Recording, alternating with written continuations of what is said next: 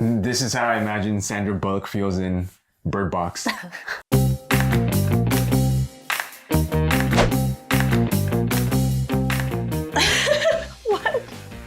What in the world is this? I would say popcorn machine. It looks like a salad spiralizer. Rice cooker. I'm gonna say something for beauty. A breast pump. Maybe like a curling iron thing. So I think this is a hot plate, and you put Like regular eggs on there to boil them or make them hard? Steam boil them. If I got this for a present, I would return it before I even opened it. It's like that wedding present that people just pass on. Yeah, or you like modify it like a Nerf gun revolver, but for eggs. Something really naughty. Sushi maker.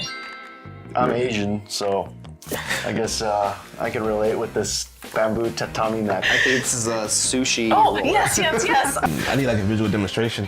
As it makes sense. You wrap up the rice like this and all the ingredients. And then you put it in here and you just kind of compact it.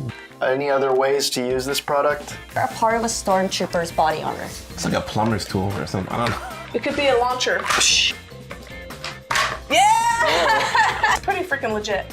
If you guys don't need that after, I totally will take it. Can we get some sushi now?